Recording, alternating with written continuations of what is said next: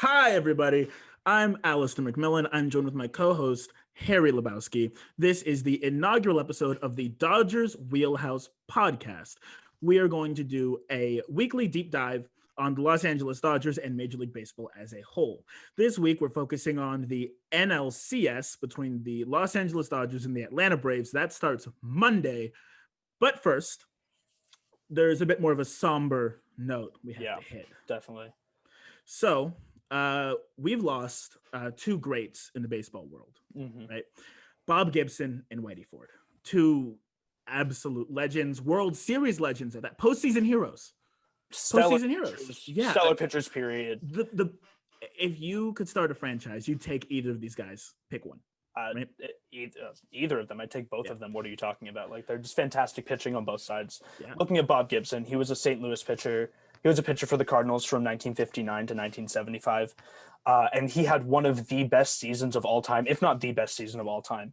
His 1968 season, he had a record low ERA of 1.12. He threw 304 innings, had 38 earned runs, allowed 13 shutouts. His ERA plus was 2.58, and that starts at that is adjusted. Correct, for era. That is adjusted for that. So that you can't say that it's just a bad offensive era. Bob Gibson. No. Bob Gibson is of all-time pitching. If I remember correctly, the only single season you can really put above that is Pedro Martinez in 2000. Yeah, absolutely. But that's just ERA. That's just saying by ERA plus. Bob Gibson was stellar. He's won several MVPs. He's a Hall of Famer, obviously. And his career ERA was 2.91. And I mean, just to cap off a fantastic career by Bob Gibson, before we go too far with we have to remember before we go too far. Right. Let's run that clip. We have a nice. We gotta run the clip. Absolutely. We have a nice clip for y'all. Yeah. So Harry, what game is this? This is game one of the World Series of the 1968 68 series. 68. Yeah, 68. 17 strikeouts in this World Series. That's nuts. That's ridiculous. He pitches an absolute clinic against the Tigers. There's just absolute filth here. Let's roll that now. Let's talk over it. Let's roll that now. Let's talk over it. Oh my God, just absolute filth. I mean, Bob Gibson, if you don't believe that he's a fantastic pitcher by watching this, then I don't know what else we have to show you. I'll be honest. I'm an era purist. I'm really big on, athletics. Athletes get better, and you can't really compare these guys. I am going to be quiet when it comes to Bob Gibson. Gibson. Follow through is disgusting. Everything about it's transcendent. You can't hold this man to one era. There are a few pitchers, right, that you take anytime you're playing baseball, right? You don't need to say, this guy, Koufax, Dodger legend. I'll take Koufax any era. Bob Gibson is one of those guys. 100%. Absolutely. 100%. Bob Gibson just showing up the Tigers in this game. 17 strikeouts. Again, that's a World Series record. Not to mention just the incredible 1968 season that he had, like we covered earlier. He had a 22-9 record that season. And again, complete game shutout, right? This is a World Series complete game shutout. Complete game shutout, 17 strikouts. And just the filth. Just it's filthy. Yeah, it's disgusting. You love to see it. I mean, hell, if I'm a Tigers fan, I'm pissed. That's one more title that could have gone on the mantle. But you have to be objective, right? You got to look back on it. You got to say, you know what? We got beat. Yeah, he was better. And fun story for you. Bob Gibson was actually a two-sport athlete. This is really credit to John Boyce, of SB Nation. Great sports writer, amazing guy. So basically, as Mr. Boyce informed viewers, Mr. Boyce. So Bob Gibson was an all-star athlete in both baseball and basketball. And he was forced to choose. And he decided he wanted to play basketball. And he was a Harlem Globetrotter for a while. Wow. Strangely enough. And then he was like, you know what? I'm good. I'm done. And he decided to be one of the best pitchers of all time. It's easy. Deion Sanders, Bo Jackson, and Bob Gibson, I guess. Wow. I would also like to point out that he added 30% to the St. Louis Cardinals winning the game. That's how much of an effect he had. 30%. To those who don't think that's a lot, right? In basketball with like LeBron James, right? Michael Jordan, transcendent players.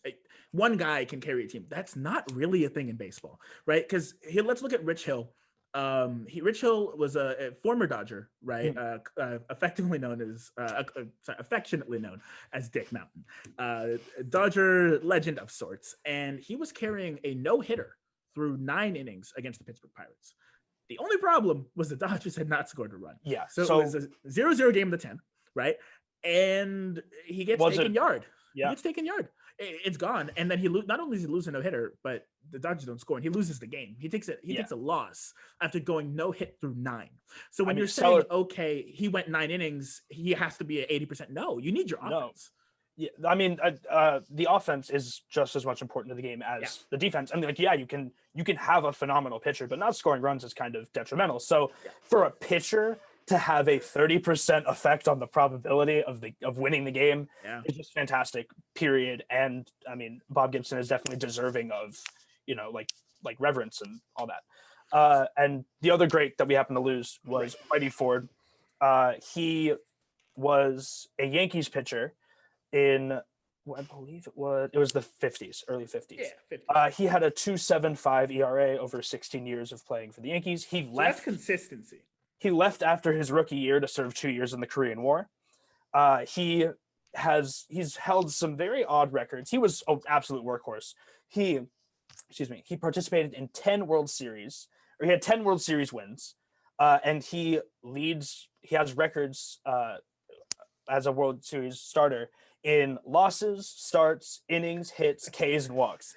So that's a guy who's been around the block. Not to mention 6 World Series wins to top that off. Or like he was a part of 6 Yankees World Series winning teams. Here's what I'll say. It's like how in baseball, right? Counting stats. You think, wow, guys with the most home runs all time, depending on how you feel about Barry Bonds, right? You're thinking, okay, the guys with the most home runs, the most hits, they got to be great. Now, when you have a negative stat, like a strikeout, you're thinking, oh, well, that guy must be terrible. No, so you have to be good enough for a long enough time to accrue these stats. Exactly. It's not that he was bad and had the most. No, it's just that he played long enough. Right. And he had more opportunities to take a couple L's. We all take an L every once in a while. Right. And when he had 8 World Series losses. 8. And see, that's 2 full World Series worth of losses. And a pitcher is throwing 1, maybe twice a World Series. Yeah. So really think about that.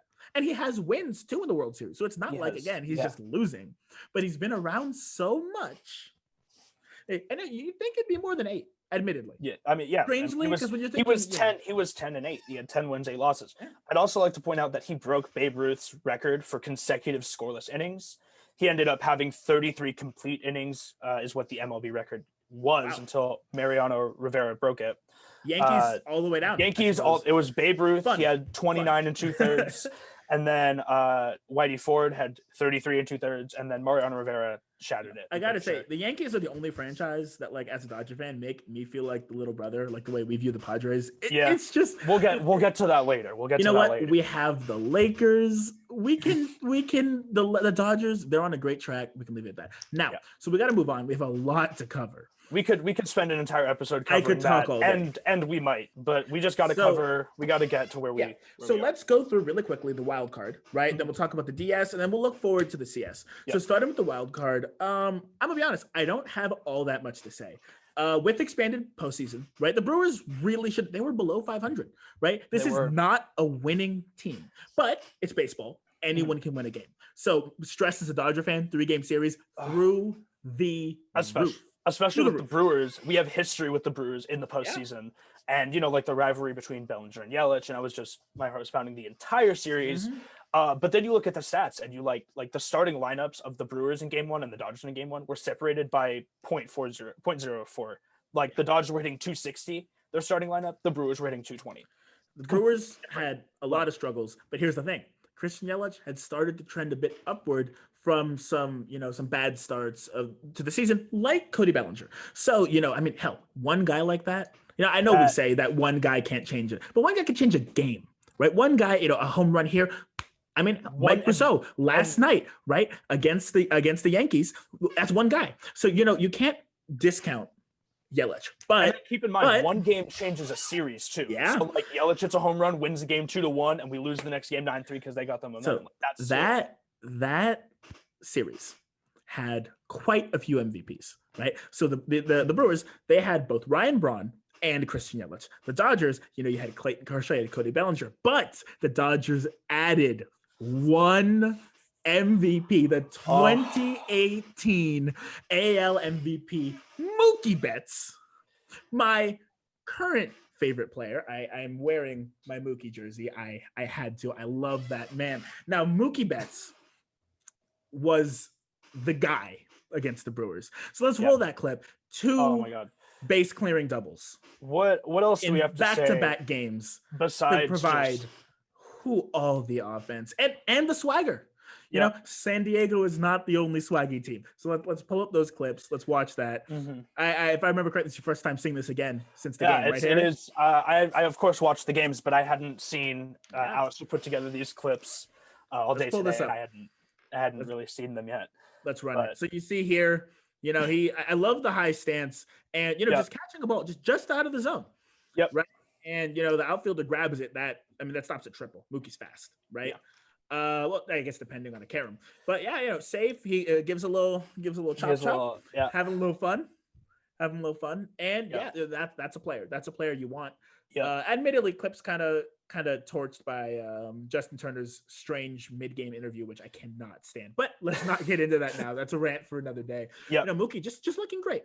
Mookie's just looking great. He's having a really when Dodgers added a 10-win player, right, to a 106 win team. That's 106. They were on pace to tie the best record in baseball. Yeah. Now, granted, obviously, you can't just say that. Oh yeah, they keep the pace. They could have a better pace, but you know what? All of this is just speculation, of course, because of course it's a 60-game season. But I'm excited to see them moving forward. Of course, let's not forget this is a Dodgers team that has only lost one series all year. That series to the Rockies of all teams. The Rockies hadn't won a series at Dodger Stadium going back till 2018. That's just, that's always any team can win in baseball. If you remember back to last year, the Houston Astros, who we now know have been a little less than honest in the past couple years, Astros. that is another episode to come. So stay tuned on that one. But I will say, so the Houston Astros were having a historic year last year, right? Regardless of how you view it, they were doing well. The Detroit Tigers, as much as I love Miguel Cabrera, one of the greats, first ballot Hall of Famer, they were terrible. They were truly atrocious. The Tigers have been struggling for the past few years, to say the least. They got the World Series appearances. They couldn't convert. It happens. They small market franchise. I'm not gonna hurt them. But so that had been the widest margin in betting, the betting line. So basically the Astros were more favored to win than any baseball game ever. And the Tigers pulled it off because it's baseball and anything can happen. Now, this isn't, if you know boxing, this isn't Buster Douglas, Mike Tyson, right? This is just, pitchers have a bad day, right? Some, forgive the term, slapdick prospect, has a good day, maybe gets a hit or two, and here we are, right? And now you're sitting there and someone's lost a lot of money, right? And they're thinking, well, if I put a couple grand on the Astros, I'll make a couple $100 and it's a good day. Well, sir, I am sorry. This is why you do not bet on baseball, as I will say. And I love the prospect of a good bet, right? It's fun, but you should never, and I repeat, you should never bet on baseball, folks. Never, ever bet on baseball. It's scary. It's scary. And you'll lose a year on your life. And you'll be sitting at the pearly gates and like, you know what? I should not have placed that bet on the Marlins. And and that is what. Well, actually, in terms of the wild card series, you probably should have placed a bet on the Marlins. Well, see, it shoulda, woulda, coulda. Anyway. But anyway. So Mookie Betts, fantastic great games, series. But there's really not much to say. Well, I don't love the Brewers. I don't love Ryan Braun, but they put up a good fight. Gorgeous uniforms, if we have to say something about them. But not the best. I will say that, even in the beginning of the season when the Dodgers had bats struggling, who was there? Mookie Betts. He was providing offense and small ball hits. Don't diss my boy Corey Seager. Corey Seager had a stellar year, amazing pace. But in the beginning, though, man, hard hit ball after hard hit ball. He was up there with the likes of Giancarlo Stanton of all people. A man who, that's if you'll 3 know, times his height, not StatCast officially. StatCast tracks. I cannot stand you so much. StatCast tracks the exit velocity for baseball, meaning the higher the exit velocity, the faster the ball is moving, the harder it was hit. That leaderboard is almost all Giancarlo Stanton. The man hits nukes. He has 6 home runs through the ALDS, and he won't get any more, right? And he might not get caught. I mean, if the Astros and Carlos Correa, I believe, is second on the list, if they have a bad, couple, he holds the record. Yeah, who knows? But let's just get back to the Dodgers. Let's get back. Yeah, right. So let's look at the Slam Diego. Oh my Padres. God, this was a series. I'm a Dodger fan. I have not been this excited about a team since 2017. Looking at Mookie Betts, I was excited, but the second I saw what was happening in Slam Diego, right? If I was a bandwagoner, I would have jumped ship, but I bleed blue. Now, for those of you who are uninformed, the San Diego, hence known as Slam Diego Padres. You said Slam Diego twice. It's the San Diego Padres. Oh, did I? Yes. Did I? Well, yes. Perhaps they're just Slam Diego. They're just Slam Diego in our hearts, But anyway, so the San Diego Padres were up 7-3, if I remember correctly, against the Texas Rangers. And Fernando Tatis, their young superstar, amazing dude, right? Just love him. Love to hate him, I suppose. Bases loaded. They're up, quite a few. No, it was 11-3. They're up 7 runs. Yeah. I can't do math, ladies and gentlemen. Let's just ignore me. It's 10-3. What 10-3, top of the 8th, bases loaded. The important thing is a very late grand slam with the bases loaded. And it was beautiful. So I have given you a quick supercut of sorts to just highlight the Slam Diego. This may never happen again, folks. The Slam Diego Padres record-setting rate of grand slams. Let's roll that clip and just bask in the beauty of it for a second. Yeah. And there we go, Tatis. So 10. Wow. 10 runs and make it 14. Wow. Make it 14. That kid, he's so young, right? He actually brought a title to his Dominican League team for the first time in, I believe, over 50 years. Yeah, Hosmer, goodbye. Right, Eric Hosmer, the veteran of that squad. Him and Machado. You don't throw him that pitch. You shoot. You do not. Eric Hosmer something middle in is a bad idea. And Manny Machado walks it off. Wow. Walks in the 10th. And there was a home run in the top of the 10th by, I want to say, Joey Gallo. To give them that lead. And then Cronenworth, the rookie, the really cool rookie. And he's exciting. And wow. We love to see it against the Astros, to be honest. Yeah, we do. But hey, we got to get into that later. So we'll get into that later. There's a time and a place. We'll give it some time. But yeah, so Slam Diego, that's an offense. That's an offense that I was terrified of. And when you face that offense in such a short series, right? Now, so the crazy thing about baseball is even if we weren't having a weird postseason, potentially new postseason bracket, the Dodgers are probably facing the Padres. Yep. They still are. So because the Padres are in the wild card. Yeah. So we have to go through that team anyway. And we did a beautiful job. I say we colloquially. I know some people are like, you're not on the team. Well, maybe I am. I'm that emotional support. No, in all seriousness, the Dodgers ran through the Padres. 3-game sweep. Bring out the brooms. Bring out the brooms. That, as Charles Barkley on a TNT Inside the NBA will do all the time. If you haven't watched it, watch it. You don't have to be a basketball fan. It's beautiful. But so the Dodgers stymied that Padres offense, and we have some Walker Buehler clips. I love a couple strikeouts. I'm wearing my Walker Buehler player weekend. Oh, you love to see it. People hate those jerseys, Harry. I love the drip. I love this jersey. Now, admittedly, that players weekend we had the Yankees Dodgers. That's a classic series. You want the classic jerseys. I will concede that. but you have to respect the icy whites. I love them. Yep. They're gorgeous. I They're don't want pretty to hear nice. any slander. Stand up, stand up. Let's All right, see all right. it. Well, let's take a look. Let's take a you got look. the Oh, you see got that the icy I'm gonna white? That's beautiful. I That's don't know if y'all can absolutely see beautiful. it's They we got cannot. Okay, butane you can sit down. butane in the It's bag. beautiful. It's beautiful, ladies and gentlemen. Now, Walker Bueller, he was great. Let's run that clip. All right. Bueller, strikeout, bases loaded, Ooh, I strikeout love- profile. Oh my Gorgeous. god. Gorgeous. Sit down, Oh. sir. Grisham, he had been great. You sit down Walker as well. Bueller just And he was swinging for gassing the him up. fences. That helmet He- was swanging. And then Cronenworth just oh completely dismayed. What are you going to do there? What are you locked going to up. do? Just I What mean, are you like there's gonna do? nothing that you can do. He's throwing. No. He has the confidence to throw 98 at So, you. I also took the liberty of preparing a small graph Ooh.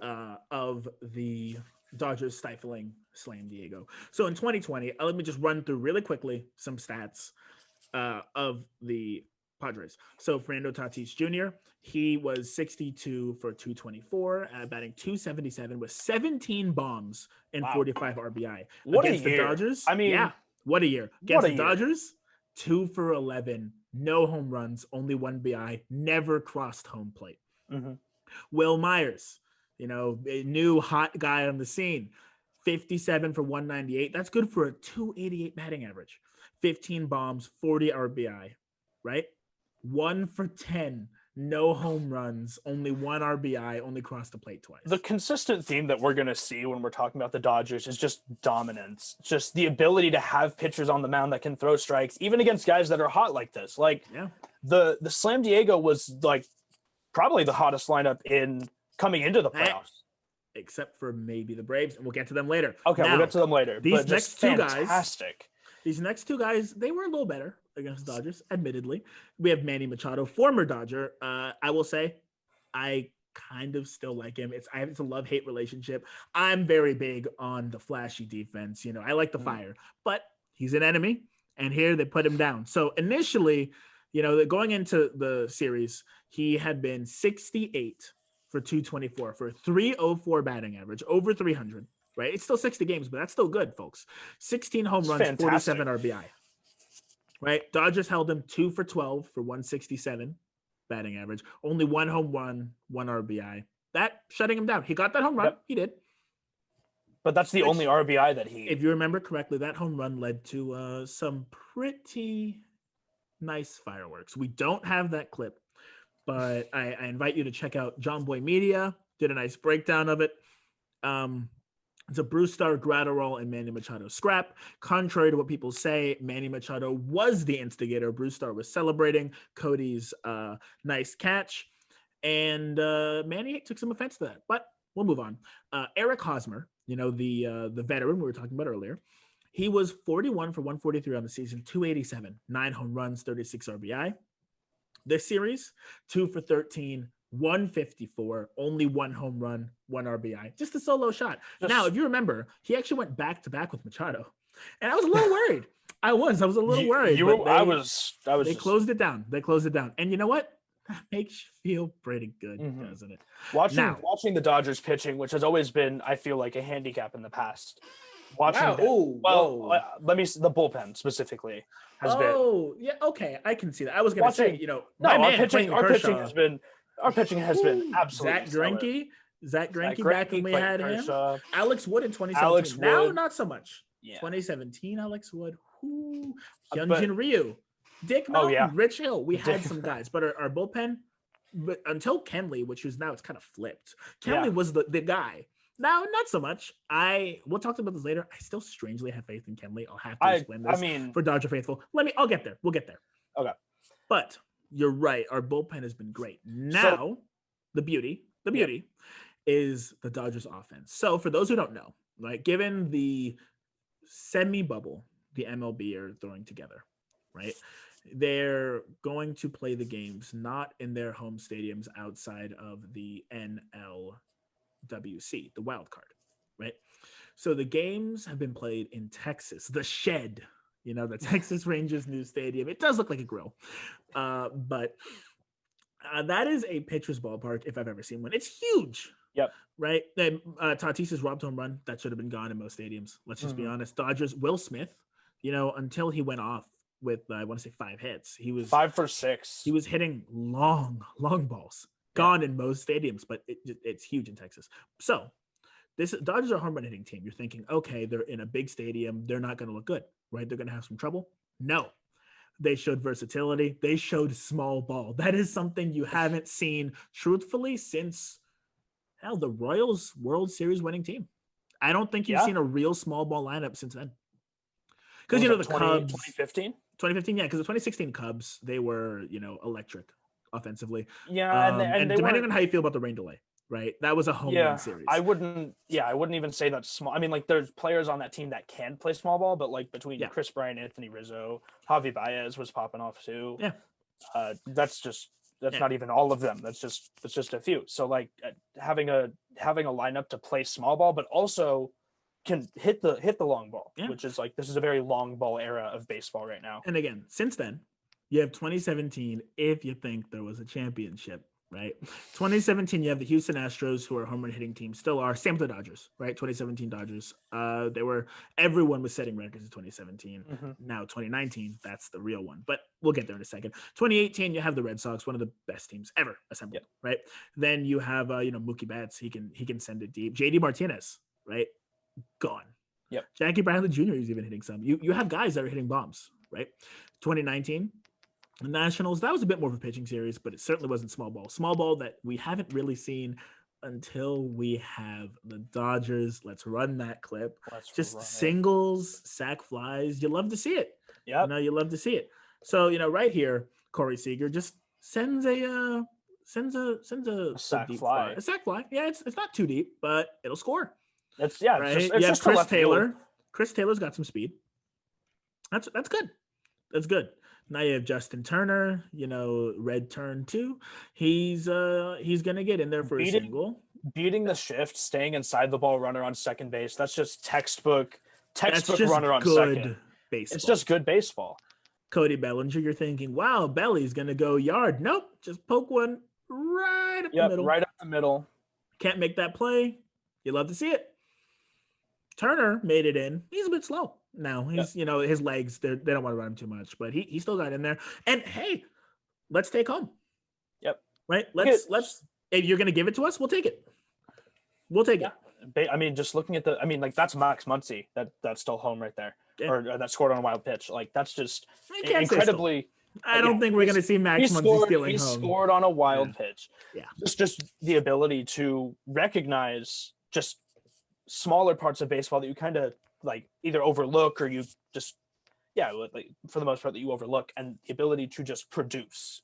That series was, like Slam Diego was very big on the long ball, and they struggled. They couldn't really put the ball in play like the Dodgers. The Dodgers knew they were in the pitcher's park, and they adjusted their approaches. Yeah, no, that really they've done well. And I hate that we're playing in Arlington, but I will say we have the most experience now in Arlington, anyone besides the Rangers, who they're not here, folks. They're at home. So, or not even at home. We're at their home. We're there. They're in their houses, is what you're trying. Yes, they're chilling. They're not playing baseball right now. Feet up, chilling with no makeup on, right? Having a good time, watching the Dodgers. I'm sure they want to see us take down the Astros or the Rays. Oh, of course. Or the Rays. Yeah, there's some bad blood there. There's some bad blood. And the Rangers, I'm sure, are happy the Blue Jays aren't in. We can get into that another day. Can we please? Oh man, if we have an episode about fights, that's something you'll want to see. I just want to see it again. I'm gonna be honest. Oh man, I'm a big boxing guy, as you'll find out later on the show. And that's probably the cleanest punch I've ever seen at a baseball diamond. No, let's get back to it. Anyway. I don't want to get too sidetracked. Okay. So now the Dodgers have been historically great. Not historically great. They've been great through this postseason. Just great. Yep. Historically great team. Just great to the postseason. But that will not stop the hype trolley. Hype trolley. Hype trolley is rolling one more time. Absolutely rolling right now. It is not stopping for any more passengers. The bandwagoners, they're going to have to catch the next one.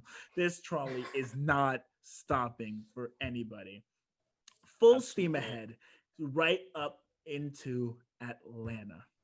The Atlanta Braves. Now that is a team, Harry. Yep. That's a team. They have a fantastic lineup over there, Yeah. excellent production offensively. Yeah.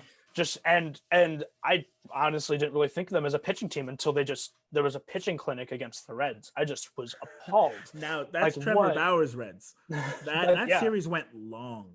And Yep. that, if I remember correctly, the Reds did not score a single run in, I want to say 22. 22 innings, because it was Wow. over in the 13th with the walk-off by the Braves, and then And a straight the 9. Braves won 5-0. Yeah, and that, wow. Yeah. Right? That when you hold a team scoreless. Now the Reds offense was god awful, I'm gonna say. But you can get a run. But You yeah, can to get just one run. accentuate it, just for the pitching on the Braves to accentuate Like it. you're down 5-0, just poke one into left field. Yeah. But no. Braves said no. They said nah. They said, you know what? You are not getting a They run. proved a point against the Reds that they belonged in that postseason. Yeah. Now Miami, I doubted entirely. I will say, I will own it. Take it on the chest. I doubted them, but they played well against the Cubs. I'm thinking, wow, can they upset Atlanta? No, Absolutely no, not. absolutely not. Oh man, I was doubting it, and I was like, the Marlins are going to make it close. That's what I said, and I was like, the Marlins are going to make it close. A dark horse in the postseason. I'm excited. And the Braves said no, and they sat them down. They swiftly. just smacked them back down to earth. Yep. They said, "Oh, fish out of water, back to the ocean with you." And just real quick stat for those who might not know, this is just a funny little thing. The Marlins had never lost a series in the postseason. They had come in as a wild card team twice, and they had won the World Series twice. That's never been done before. And they were coming in as a wild card team this year, technically, right? Because everyone was. Yes. And yeah, they actually were a wild card. They were a wild card. They were either way. Yeah. And they said, yeah, you know what? Braves we don't care about your history. We don't care that you've never been defeated. We don't care that you had Miguel Cabrera when he was a kid. We don't care that you have your fire sales. We're gonna smack you back to the ocean. What's weird to think about is imagine how fun a Padres Marlins series would have been. Oh man. Oh god, that would have been so much fun. Anyway, we can just dream now, but god. Maybe if we're talking eliminated teams, the most fun. If I renounce my Dodger fandom, the World Series I want the most, I think it's Padres White Sox, right? Padres White Sox, because Luis Robert is the coolest. Yep. Then you have young Tatis, and it's just beautiful. Those are teams you don't want to see, and they were down and out, and now we're looking at Rays Astros, and we're looking at Dodgers Braves. Now, looking at Dodgers Braves, the Braves have some incredible pitching, as we've said. We're going to run that clip. We've got Max Fried. He's a stud, right? Oh. Max Fried's just looking great. We've got him. Let's roll this clip. We've got him coming out looking good, right? Just ready to look good, play good. Ready to whiff some Marlins. This is game 1 of the NLCS. Just got him. Just strike him right out. Go home, God. Swinging. Oh my. Yeah, you love to see it. Anderson? No. You can go home too. Just up in the zone. But he's not perfect. Rojas just sends him to the shadow. That is zone. not where you want to leave a fastball. Middle in, you may be wondering, Alistair, if you're Mac, if you are going to be speaking so highly of Max Fried, why are you showing Rojas send him to the shadow zone? Well, dear viewer or listener, it's because I'm a Dodger fan, and I am hopeful that we can catch him up in the zone, make a quick mistake, and send him to another universe. Goodbye. Yeah, I agree. But the bottom line is that the Dodgers have been able to have good at-bats, good approaches all season long. Yeah. So we don't really have, obviously we want to catch Max Fried on a fastball. We want to send him deep. But as we showed in the last clip, he can play small ball too. He can poke through the shit. Yeah, he's good. Yep. Yeah. So my thing is, I want to see the Dodgers treat Fried the way that Pujols took Brad Lidge and bent him over a barrel in what was it, 2004. If you want to look that up, that is probably the longest What a run reference. I've ever What a seen. what a reference. Wow. No, ladies, please check that out. Brad Lidge, Albert Pujols. He broke him. There's a foolish baseball video on it. It's great. He ceased to exist after that day, is what I'll say. And that's what I want to see with Max Fried. And Rojas maybe showed the blueprint, right? Leave something up in the zone, catch it, poke it, goodbye. Dodgers have some heavy hands. Will Smith, right? Young catcher. Was looking good with the walk-off. If you remember the walk-off marathon against the Rockies in 2019. Yes. Yep. Will Smith was part of that, and he was electric in this past series. He's been electric. Mm-hmm. My personal pick, not even a homer pick. No, I think he's actually the best offensive catcher this year. I would agree with that 100%. I mean, there's arguments for Real Muto and actually Darnod, former Dodger, current Brave, but I think he was facing teams in the NL West that I think put him over the edge. Now that's a hot take. Point is, top 3 easily catchers this year, right? Yep. Will Smith 100%. has been hitting it hard, really 100%. hard. And maybe he catches one up in the zone. I mean, that's the Will 5 Smith, slot in our lineup or catcher. When you have your catchers hitting nukes, you feel good. Chris Taylor maybe gets one. Muncy, we'll see. I love him. Yep. It's been a bit of a rough year for Muncy, but I will say that trust in the Dodgers reclamation projects. I will say that Austin Barnes became Kershaw's personal catcher, and Will Smith is still in the lineup when Austin Barnes is catching. Oh, you cannot get rid of Will Smith, ladies and gentlemen. Will Smith is just is a force to be reckoned with. We're taking him over Edwin Rios. Yeah. Edwin Rios. That kid's a stud. Edwin Rios also hitting the ball really hard. Oh, man. Like, when he catches it, goodbye. Like, duck, grab your hat, hide your kids. I thought you were gonna say duck or goose. No. And I don't know why. No. Hide your children. Right. Edwin Rios is one of those cases for why you need nets going down the right left field line. Let me just if he pulls the ball, you gotta just put down that nacho bucket and run, folks. Edwin Rios is crazy. And Will Smith is hitting over him. Please think about that for a moment. Yep. Well, actually, wait. Let me correct myself. Edwin Rios is actually injured at the moment, but Will Smith was hitting over him anyway. So point still stands. Will Smith is a beast. And we're not even talking about the 2019 MVP Cody Bellinger, who's been killing it recently. The beginning was rough. In the postseason, I mean, traditionally in the postseason, he's struggled, but in this postseason, he's young. Well, no, I wasn't saying that like a bad thing. Like like his stat line, like it just changed in the postseason, but he's been doing really well this postseason. Oh yeah. He had a great series against San Diego. He played situational baseball. Like he beat the shit up the middle, but he's also been hitting the ball hard, which is what you love to see. Real hard. Oh man, you want to see it. Yep. I love Belly. You know what? I love Belly so much. And I'm usually wearing his jersey. Right now I got the other half of the Killer Bees. Right now I got Mookie Betts. And for the two of them, I'm just going to give a little congratulatory toot of the hype whistle. The trolley whistle. Trolley is moving, folks. Now, Max Fried is not the Braves' only good pitcher. Hell, they have other amazing starting pitchers, but they have their Death Star. This is a guy who, like Rich Hill, was a reclamation project, right? Rich Hill famously pitched in the independent leagues. Which, as those of you who follow baseball well will know, it's kind of like a death sentence for a career, more often than not. Mm-hmm. And Rich Hill said, you know what? No, I'm just going to pitch and I'm going to be incredible. And this guy right here, their Death Star. The guy, like a 2017 Kenley, right? I'm talking Matzik. Matzik is crazy. Matzik is the guy where you see him come up, and that's Tyler Matzik. I'm not aware if there's another Matzik, right? Tyler Matzik is the guy where you see him as an opposing fan, and you're like, okay, it's one out. Our best player's up. Tyler Matzik's pitching. Maybe now is the best time to go to the bathroom. You don't want to see this. It's just rude. So I've got a clip for you, Harry, from Tyler Matzik. Let's roll that clip. All right. Right, we've got him. This is him against Atlanta, game 1. Against Miami, sorry, game 1. Miami took the lead. Matzik comes in to make sure they don't extend it, and just 98 straight heat. Yeah, you can bring it With 82. he makes it look so easy. Yeah, too. bring it low. It doesn't matter. I'm Tyler Matzik. Oh I my! don't care And then about an your feelings. 82, a curveball, 82. 90. Bring it back to 98. You saw 82. See 98. Right? Oh my You're Lewis God. Brinson. You're having a good year. I don't care. I'm Tyler Matzik. Right?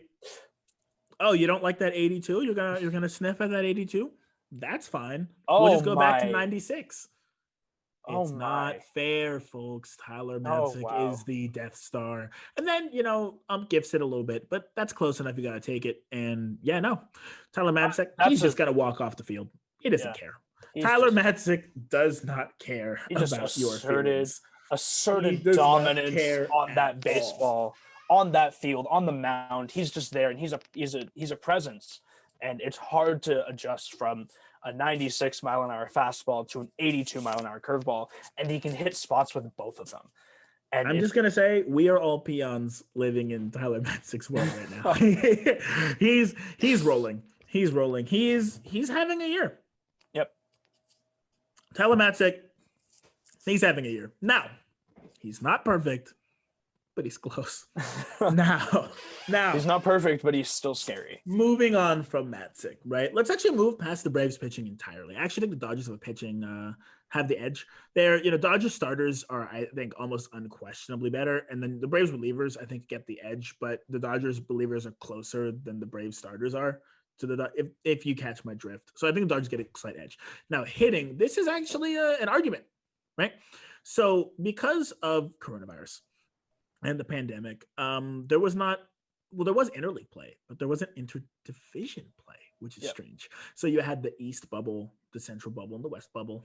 And so we're not going to see, right, how the Dodgers did against East pitching.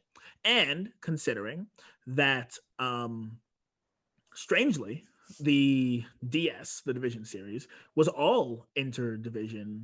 Every one of them. Every one of them. So every one of them was East and West too. Yeah. Every single one of them. No. Because remember, you had the what? Oh no, that's right. East, that's West, right. West. Yeah, that's East, West, West. Yeah. I completely forgot. I forgot because he's actually beat the White Sox. The Central Division had how many teams? Slow this down. Let's tell them. Let's actually go through this. So the Central Division, who looked like the best division at a surface level, right? The Central had quite a few teams. I want to say 7. So looking at this now, they had the Cleveland Indians, they had the Minnesota Twins, they had the Chicago White Sox, they had the Milwaukee Brewers, the St. Louis Cardinals, the Chicago Cubs, and the Cincinnati Reds. Not a single one made it to the ALDS. It was historic. And I think combined they won 2 games, maybe. Let me see. So the Cardinals won 1. And the White Sox took 1. Yeah, 2 games. They won 2 games. 2 games. Folks, that is embarrassing. Yeah. 100%. That is, and Trevor Bauer was really vocal about he's just vocal in general, but he was very vocal about the Central not being weak because of how many teams they have in the postseason. Well, maybe when every team isn't really all that good, it's easy to pad records a little bit. Tomato can, if you will, in boxing. As a phrase I can explain later. Let's just say the Central teams aren't very good. Now, Trevor Bauer, let's just talk about this really quickly. He's been really vocal about bringing his talents anywhere. Yeah. Anywhere. So Bauer, if you're not aware, is a good pitcher, now a great pitcher, right? He's had an amazing year, and he's brought his spin rate up just an astronomical level. And he's been pretty open and coy about why, and that's a good conversation for later. But point stands, he's decided to take a 1-year contract rather than a big one, which is weird. As a sports fan, you have your Garrett Coles, right, who's signing huge deals, right? Your Mike Trouts, Mookie Betts. We have him for what, 12, 11 years? 12 years. 12 years. Well, 11 years. more. Yeah. So that's something that you don't see, a guy who's at the peak of his career. Now, to explain very quickly for those who might not be aware, the reason you take a long contract is with less money per year, because while you could, say do well each year, let's say Bauer gets $40 million a year, right? So does he take a 1-year $40 million or a 10-year at $30 million each? Well, you take the 10-year because you're probably not worth the 40 million or even the 30 million down the line in years 7, 8, 9. So it's almost like backloading the contract and paying you for what you're not really worth. And Bauer's like, screw that. I'm going to ride on the edge. I'm riding the rails. I'm living it. And he's going to take 1-year deals. So he says, can we believe Trevor Bauer? I don't know. Maybe he's just inflating his own value, which would be crazy, I might add. Right? But Bauer's a great pitcher. But the Braves offense said, yeah, okay, you're great. Truthfully, the Braves did not get to Bauer. They didn't. They didn't. But the Braves got to the Marlins, and the Braves have looked good, really good. One of the best offensive teams in baseball. The best, I believe, if you actually adjust. Yes. For if you go by most adjusted metrics, the Braves are up there. And Freddie Freeman probably is going to run away with the MVP in the NL. Freddie Freeman had a fantastic season. Oh, man. Now, I still think defensively, first baseman. I used to play first, but I'll admit it. First baseman, you're not the best asset on the field. I also used to play first. I'm giving it to Mookie. Yeah. But I'm also a homer. I'm wearing a Mookie jersey. But I'll admit, Freddie's been great. Now, so we have a little chart for you guys. I threw this together. So this chart is looking at the Braves offense versus the Dodgers pitching staff, the influential Dodgers, those being Walker Buehler, a number one pitcher, not our ace, that'd be Kershaw, but number one pitcher right now, pitching game 1. Clayton Kershaw, right? Ace, longtime ace, one of the best pitchers ever. Dustin May, Ginger Jesus, right? Just a stud. Yeah, right. The Demon Slider. If you haven't seen that, it's nasty. It's scary. And as a former hitter, Dustin May throw a slider. Watching Dustin May throw a slider, it starts on the outside for a righty, and it breaks it, and it ends up at their hands. Yeah, it's just ridiculous. Manny Machado can't hit it. Manny Machado's been good, as we talked earlier, 300. Now, so here's the one that I might get flamed for putting it influential. Kenley Jansen. Now, Kenley Jansen probably should not be closing for the Dodgers right now. I'll admit it. But here's the good thing. So Kenley Jansen used to be the best Dodger reliever. Not anymore. I can't say he is. But Kenley has that big game energy where he'll give up 5 runs, but he'll put you on the edge of your seat, but he'll usually shut it down, right? Yeah. It pained me against the Astros this year when he didn't, but usually he can shut the door. So Kenley's there, and then Blake Treinen, former closer for the Oakland A's, turned reclamation project for the Dodgers, had kind of a bad year. But he's been pretty good. He's been really good. Just to go back over, Buehler, Kershaw, May, Kenley, Treinen. Those are the 5 guys, right? Yep. Now we have the big 5 from the Braves, right? We have Freddie Freeman, probably the MVP. Marcell Ozuna, he's been great, right? Ronald Acuna Jr., the kid. He's amazing. One of the best young players in baseball. Probably the big 3 with Soto and Tatis right now. Yep. As much as I want to put Belly in there, I don't think I can at the moment. We'll see.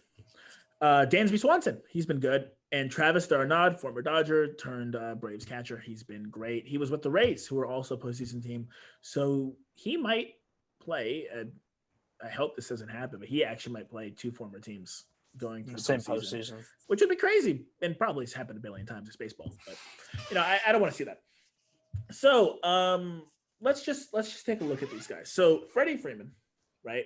His OPS, which is on base plus slugging. For those who don't know, your on base percentage is literally how frequently you get on base. Slugging is a way to check how valuable a batter is by giving a bit of extra weight to an extra base hit. So a single counts as 1, double is 2, triple is 3, and then a home run is 4, right? So it's how many bases basically you're getting per at bat. Bases basically. Now, so Freddie Freeman had an OPS of 1.102, and he kind of held that across the board against the Dodgers pitchers. So he's a guy we really got to watch out for. Yeah. Against Buehler, he has a home run. His OPS is 1,000, 1 for 5, but still that home run is. One home run can be exactly. Especially with guys like Matt Fried on the mound. Kershaw's hurt him a little bit. Kershaw's held him to 6 for 22 with the home run, 814 OPS. Just for record, 700 OPS is about average. Dustin May only one at bat. You can't really quantify that to anything. But Kenley Jansen, he's 3 for 6 against Kenley. OPS of 1.2. That's big, right? And then Blake Trinan, 4 for 6, 1.3. So he's actually really hurting our bottom of the order, bottom of the game pitchers. It doesn't look good. It doesn't look good. So I'm very scared of Freddie Freeman. I will say that first and foremost. Freddie Freeman terrifies me right now. His son hits dingers. Really? Look at Chelsea Freeman's Instagram. Wow. Maybe he just runs in the family. Like father, like son, I guess. Yeah, maybe Chelsea's dad was some like 1800s. Oh, wait, why did I say her dad's from the 1800s? I don't know. But maybe she's got some 1800 slugger down the line. I don't think Chelsea Freeman's 100 years old or anything like that. That would be ridiculous. Now Marcell Ozuna, he OPS of 2020 about 1.067, so solid, right? 1,000 is like what you could consider like approaching elite. Now again, 60 game series. I don't think Marcell Ozuna is elite. I think he's having a good year. The relevant pitcher to talk about Ozuna with is Kershaw. He's only 2 for 14 against Kershaw. No bombs. 429 OPS. That makes you feel good. Yep. Right? Acuna, he's younger, so we don't have all the stats necessary. But against Kershaw, 1 for 7, 1 home run. We have that home run. We'll bring that up later. Dansby Swanson, he's been consistent-ish. 1 for 5 against Buehler, 2 for 6 against Kershaw. Yeah, he's okay. He's been okay. Travis Darnod. Not too much to talk about. 1 for 5 against Kershaw, 0 for 1 against May. The numbers aren't really there. Now in totals for these against. So again, these are the Braves big 5 versus the Dodgers influential 5, if you will. Buehler held them as a group to 2 for 16, which is a 125 batting average. Not good at all, right? 1 home run, OPS of 350. Clayton Kershaw held them 12 for 54, 222. That's solid. 2 home runs, 631 OPS. Also not good, right? Because remember, 700's average. So that's at least below average. That's counting for Freddie Freeman being decent. All right. Dustin May held a 1 for 5, small sample size, 200. Can't really count it. Gave up a home run against Marcell Ozuna, right? 556 OPS. We'll see May. May's been looking better. We can't really say anything about that. Kenley Jansen, 5 for 12, 417. That's really bad, folks. That is really, really bad. That is like Tony Gwynn, Mr. Padre level hitting right there. No home runs, so still Tony Gwynn, right? 953 OPS, approaching elite. That's bad. If I'm Dave Roberts, I'm not throwing Kenley, but if I'm Dave Roberts, I probably am because he keeps throwing Kenley, right? Then you have Blake Trinan, right? 6 for 27, 222. That's good. No home runs, 519 OPS. That's really good, right? So Dodgers pitchers, I think they're getting it. Now, that being said, right, we have a couple home runs that are important from the Braves. We have Freddie Freeman taking Clayton Kershaw deep. It's Walker Buehler. Oh, Freddie Freeman took Walker Buehler. That's correct. Thank you. This is why you have a co-host, folks. Freddie Freeman took That's Walker my line. Buehler I'll see you guys next week. Deep. Gonzo, adios. Goodbye.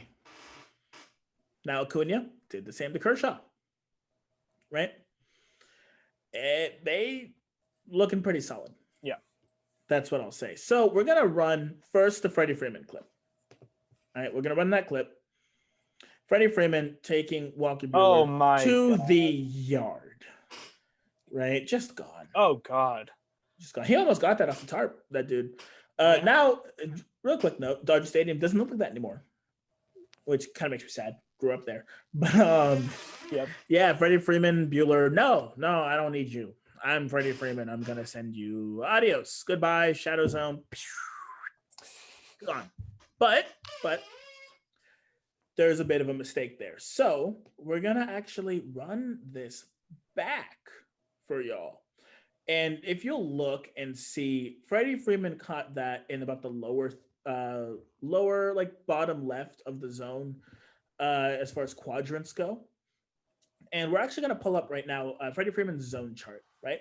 So a zone chart basically just says, where you should be pitching to a guy, where you shouldn't, right? Hot and cold, if you will, if you remember that game. You're hot, you're cold, all that, right? Mm.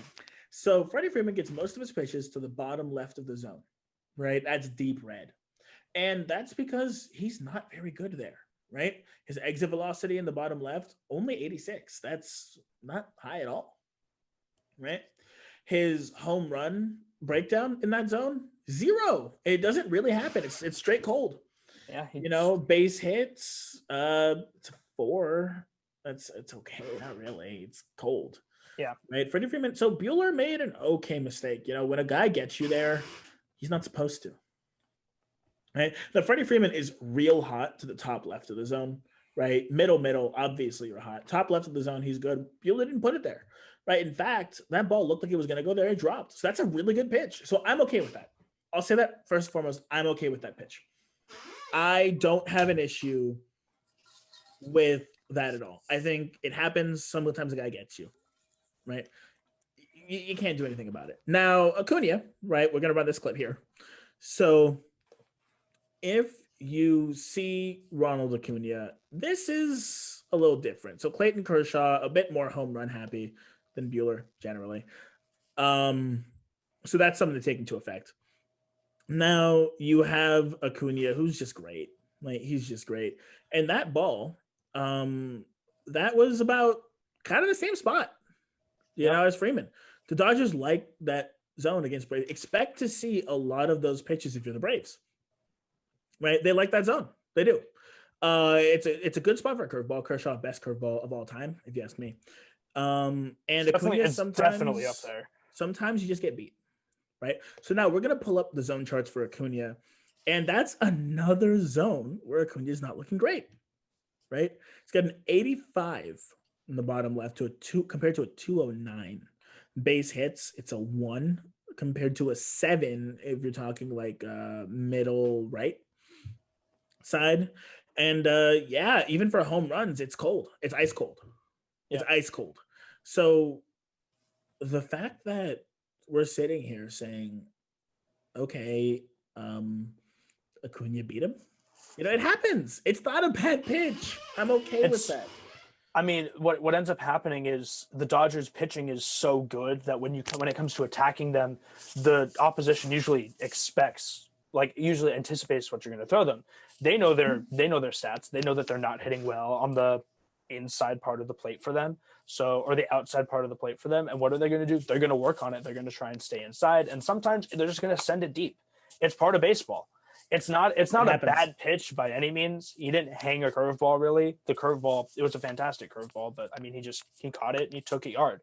And the pitch with Freddie Freeman, throwing him low and in, and Freddie Freeman just happened to catch it, barrel it up, and send it deep.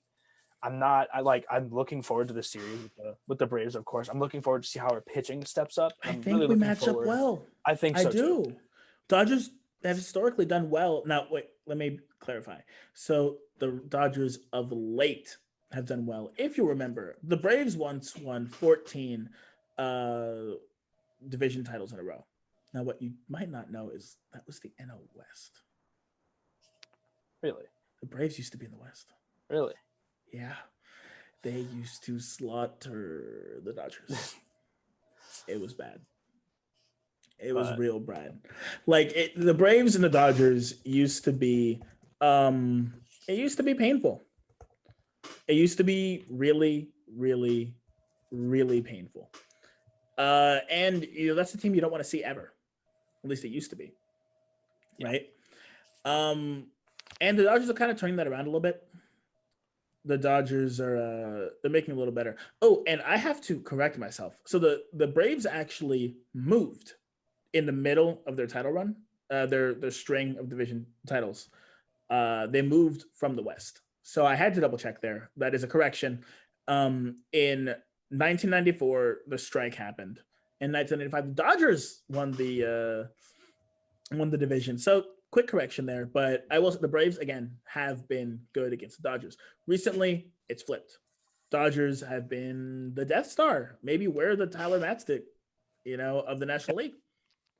I mean, looking at the Dodgers roster, it's scary because we have so much talent. We have such a good lineup. They're starting to get hot in the postseason. We have fantastic pitching. Our defense has been overall solid, and it's just like the Puzzle hype trolley, pieces have the hype. the Did I hype hear? trolley, Did I hear? hype trolley, the I heard hype it. trolley is going, and just like you said, the puzzle pieces, all the pieces are there. I feel like of Now course, we say that every year, we but had a piece stolen from us in 2017, but again, I will say that is a later. Stay tuned. That's an stay off-season piece tuned. because right now we are focusing on baseball. Yep, We are 100%. focusing on current baseball. We are looking to the NLCS, and we're not going to look ahead. We don't want to. You don't want to over. Looking ahead you is don't want to talking overlook. about the Braves matchup, of course. No, We're not looking gonna- too far ahead is looking to the winner of Rays Astros. So let's keep it to the Braves. Let's talk predictions. Harry, who do you have? Who do I have in the series? I think it's going to be a really exciting series. Of course. That's a cop out. Now I want you to Hold on, lead hold on. in. No, I want you to know. I want you to no. I don't want filler. I don't want filler. I want you to put it on the line right now. You have the Dodgers. How many games? 6. Dodgers in 6. Wow. Okay. 6 games. Yeah. So you think not necessarily. I think not. I think that it is going to be close in some parts of the game. I think it is going to come down to late inning rallies. It's going to come down to the bullpens. So not a close series. Not a close series, but a couple close games. So do you think, do you have, Dodgers, Braves have it 2-2, Dodgers win out? Do you have 3-1? I have 1-1 Dodgers win out. Wait, that's 5. I have 1-1. I have 1-1 and then Dodgers win 2 and then Braves win. And then Dodgers win. Okay. I am going to co-sign that statement. That's actually more or less where I'm at with the series. Yeah, I don't think it's going to be close. I think the Dodgers have the edge in a lot of categories, but I do think that some games will be closer than not for sure. It's going to look like more. It's going to be more of what we wanted from the Padres series. If the Padres were healthy, that would have been a fun series to watch. I still think the Dodgers sweep that series. I have to be honest with you. I really didn't put too much faith in the Padres. I was scared of them in the sense that they hit home runs, but as soon as I found out we're in Arlington, and Clevenger, I actually don't. I'm not high on Clevenger. I think he's a 3 ERA pitcher who's constantly injured, as we see. Yeah, not high on Clevenger. Lamet, awesome, but the Padres. Now, that being said, so this has been an interesting postseason in many ways, right? You have neutral sites. Yep. You have Bubbles. Coronavirus, no fans, right, until the World Series, and we're gonna have fans in the NLCS. Really? But yeah, we are. But so here's what's weird. So there are no days off, right? It's back to back to back to back to back to back. I think that was 7. Yeah, you know what? Yeah. I'm gonna reiterate that. These are back to back to back to back to back to back to back games if it goes 7. Yeah. We're playing a lot of baseball. If you have a nasty slide, you're out for 3 games, series is over for you. Yep. It's bad. It's really, really bad for everyone. It's personally hate it. I hate it. It's want really taxing taxing physically. Yeah. It's really taxing physically on the players, and the Padres used so many pitchers in the wild card run and the DS because they were supplementing for their injuries. But the bottom line is that the Dodgers happen to have a deep roster, so we're fortunate there. But not a lot of teams do. Not a lot of teams have the depth that we do, and they're then at a disadvantage. We're blessed in that sense. They play 7 games in a row. I mean, let's say, hypothetically, Braves have a close game 1 with the Dodgers. Maybe Matzek pitches, because Matzek is actually the number 1 pitcher in terms of multiple innings pitched this year. So let's say he has a long outing, right? Stretch it, try to get a win. Let's say, hypothetically, the Braves lose a walk-off hit. Hypothetically, let's say Matzek is burned for a couple innings. That means you're not getting your high leverage guy for maybe 2 games, right? At least. Maybe realistically, no. I mean, you could pull a Tyler Glasnow last night, and you could come back quickly. But yeah, no, you're definitely correct. Like you're losing the guy for a lot. You're yeah, scared to throw your you're relievers long innings. you're scared to throw your relievers because if you don't get the win on the back of the reliever, or even if you do get the win on the back of the reliever, you don't have them as an asset for the next couple games. It feels bad. It feels really bad. So I'm loving our depth. You know, I think we're multiple guys deep at every position, and I think that's great. You know, our roster looks like a football roster. We're just stacked to the teeth with players, right? So I feel good. Dodger Nation, we feel good. It's looking good. As far as the Dodgers offense, I think the Dodgers offense will take it to the Braves pitching. Dodgers batters usually do pretty well against the Braves, right? At least this is I don't have stats to back that up. That's just observation, but they've done pretty well. Yep. I think the Dodgers are looking like this is such a stupid statement. The Dodgers are the team to beat this. There are two teams left in the National League. The Braves need to beat the Dodgers if they want to move on. You be quiet. What I'm saying is I actually have been of the opinion since the beginning that the Dodgers Padres series was the World Series. I really have felt like that. Now, admittedly, the Padres looked a lot worse than I thought they were going to look, but that felt like the series. It did. I was very picking high whoever stakes. won that to go all the way. Yeah, I mean, honestly, it was incredibly high stakes because the Padres had such a good offense. Hitters on down the hitters. lineup, Lord. And for the Dodgers pitching to come out and shut them down like they did is impressive. And it's a statement because the Padres have been in the National League West, or at least to Dodger fans, they've been just, like a little brother. They've been that team that's like, hey, we're here too. And it's a rivalry that we don't really think about. We just think about the Giants. Yeah. Right? That's now all we think about. And now we got to think, well, now the Astros, but I was talking NL West specifically. Oh, I was going to say, if you're talking rivalries, right, as a Dodger fan, Giants, Yankees, now Astros, that's a whole different thing. That's more like a grudge match. But then you have, I guess, the Cardinals have historically battled us, but not the Padres, man. Like, no. The Padres have always been, like easy wins, right? Like now Lakers, Clippers. Yeah. if you will. Now they come in with they made really good moves at the end of the trade deadline. Yeah. They came Padres team ever. Yeah. I think it's not the manager Tingler? Yeah, I mean, he had a great first season. No. Hard no. Tingler did the cardinal sin of managing. So here's the thing. Tingler is a player's manager. He was brought in to be nice to the players. He's a young guy. Oh, you're right. You're absolutely right. 100%. Now, let me finish. Go ahead. Because the people listening at home. So when Tatis, I showed you the Slam Diego Padres. Fernando Tatis kicked that off with a big grand slam against Texas Rangers.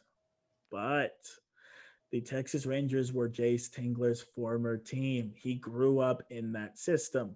Mm-hmm. So when Tatis hit a big grand slam, celebrated, had fun, young baseball, everyone loves it. Tingler didn't stick up for his guy. You didn't. He threw him under the bus completely. He said, we're going to talk to him. This is reprehensible. We cannot have him having fun on the baseball field. Baseball is a stoic game. Baseball is for sitting silently and eating a hot dog, and that's all you do. How could he hit a grand slam against my former team, the Texas Rangers? I'd like to point out that the Rangers in the 8th inning were still playing the shift. And I think that if you're still playing the shift when you're down 7, then if someone hits a grand slam off you, you cannot be upset. Let's go even further. Baseball is one of the few sports that does not have a time limit. It's outs. Outs are a finite resource. Yep. You trade outs for runs occasionally. You have a sac fly, right? A bunt. Yep. Outs are a resource, and until you've expended your 27 outs, the game isn't over. You could have a massive rally, right? There's nothing saying the Padres don't bring in a reliever. He gives up 3. Bring in another guy. He's kicked out in 1. Yeah, right? Then they're thinking, okay, it's a close game. We have a long series. We can't burn too many pitchers. Throw a position player, call the game. Who knows? You can't say that a team is ever down and out. Now, maybe if you're the Texas Rangers again against the Orioles winning 30-3, you can say it's over. Yeah. But generally speaking, You have outs. You have 27 outs. You for the can't most fault your part. guy. He's your Exactly. young player. Here's the thing. The amount of times that I've seen it come back in baseball, Mhm. like between one run, and I was at the Dodger game where they beat the Mets 9-8 in the last 3 innings. That Yeah. was a fantastic game. Oh, But yeah. the amount of times that like you count a team as down and out because they're down 6 or they're down 7. They're down 7. If Tatis doesn't hit that home run and they come back and they score 7 runs in 2 innings and they go to extras and lose, then what are you going to look at? Tatis didn't Now, swing. how could he hit that home run? Exactly. Yeah, wow. Exactly. What rude baseball. No, I hate it. Tingler, I think, needs to be fired. I'm going to be honest. I really think they got to get rid of Tingler. I think it sends a message. Well, let me preface this. Ask Tatis, see how he feels about it. But honestly, I'm getting rid of Tingler. He's expendable as a manager. Yeah. And I'm hiring a real players manager. I'm hiring a guy that will actually stand up for your dudes. Now, he did a good job the other day, yelling, screaming, losing, hooting, hollering, etc. But yeah, no, too little, too late for me. I'm kicking him. And now we have experience as bad managers. We had Mattingly. Ew. Oh, yeah. I'm not sold on Roberts. I'm gonna be honest. I think he's mismanaged a lot of series, and I wouldn't say fire Roberts. I would say fire Tingler. Now let's get back to the Dodgers, right? So we both have picked the Dodgers to win. Who do you have winning the ALCS? Ooh, Astros, Rays. Yeah, the Rays are just heavy hitters. The Rays pitching has been dominant. The Rays pitching shut down the Yankees, and the Yankees have big bats on that team. That's true. I'm just a little surprised to hear heavy hitters. That offensive lineup is Well, okay. The offensive lineup is surprisingly good. I think that their pitching is fantastic. You don't expect a team like the Rays. The Rays have always been able to pull pieces together and string hits along, always. Because I'll give you some numbers for that. Or not numbers, more like a factoid. Garrett Cole, the big Yankees pitcher, right? Historically massive contract. He was making more this year than every Rays player and the starting lineup combined last night. So the Rays do not have a big name team. They really, they have G-Man Choi. Yeah, G-Man. Yeah, no, they don't have. Yeah, they don't. And the Astros have a star-studded lineup. My opinion on the Astros is beyond notwithstanding. If I had to objectively pick a winner, notable players. Exactly, but they have notable players. So I definitely have the Rays in this series. I think that. How many games? 7. Oh, if the Rays are winning, it's going the distance. Now, the Astros have been good in 7-game series, but I think Tampa Bay is going to change up some signs, keep it moving. They're not in Houston anymore, baby. But no, so the Astros, I'm going to say something blasphemous. I'm going to get real close to the mic and say something blasphemous. Can you hear me fine? Yes. I want the Astros to beat the Rays. Oh, because I want the Dodgers to take out the Astros in a 4-game sweep. We talked about this. That's what I'm looking for. Houston, we talked about this the other day. You want the smoke. I want the smoke. I want all that smoke. I want the smoke. And you know what? Houston, they have the train whistle. Houston, get ready for the hype trolley whistle. The hype trolley. That's what we're looking for. We want that smoke. We want the smoke. But I think a Rays series is cool. A Rays win, but that'd feel fantastic. That'd be cool. And then I think that Dodgers Rays would be a great series as well. Watching the Dodgers just play against good pitching and repeatedly prove themselves as like a good lineup, as good hitters, objectively speaking. Whether you want to talk small ball, you want to talk working at bats, you want to talk hitting long bombs, they're just good. Period. Like just if you're an opposing player. Right, you're looking at the Dodgers and you're saying, okay, we got through their 1, 2, 3 guys. We got rid of, we got through Mookie. Awesome. Seager, maybe he grounds out, right? Depending on who Dodgers have the 3 slot, which changes occasionally. I've seen Max Muncy at 3 or 4 a lot. I've seen Muncy. I saw Bellinger earlier this season. Yeah, but he's been kind of back. But yeah. And now I will say, I'm actually a big fan of hiding bad players in the 3 slot, which seems blasphemous if you don't think about it, because it's like, wow, but they're in the 3 slot. So as a 3 hitter, you're coming up a lot with like no one on 2 outs. Yeah. And you don't want to burn a good player there. Exactly.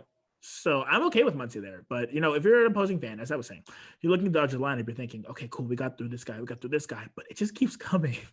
Yeah, It's like a wave of dudes. It's just like, and then the Dodgers are they're just as good in the first time around, the second time around, the third time around, fourth time around. They're just good. They just they know the situation. They have good at bats. They play small ball, which you don't see a lot. If I'm the Braves, you might have to do something akin to what the Rays did last night, which is where no pitcher saw the lineup more than once. Now, I don't think you can really do that. I think twice is like twice through the lineup. That's pretty, sage. That's not sage wisdom. That's normal. But you really can't throw your guy long, is all I'm saying. Yeah. Like, especially, no days off. That hurts it. But the Dodgers with Mookie Betts, right? And Bellinger, you with see Justin Turner, he's been around for a while. Right. You have we don't have the Silver Fox. We don't have Chase Utley anymore, but we have dudes who've been around the block. Right.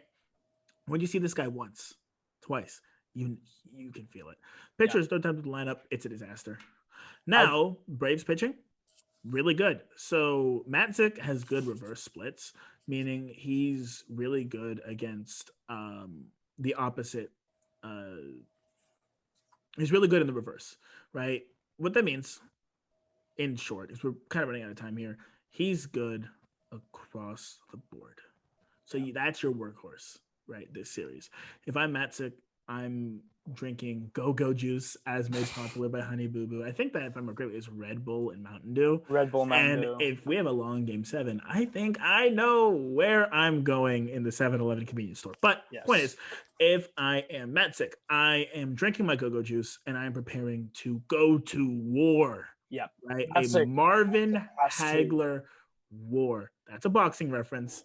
Matzik has a responsibility here. He's going to carry the Braves team. He's going to be the guy. He's going to be the guy. He's going to pitch 3, 4, maybe even 5 times. Yeah.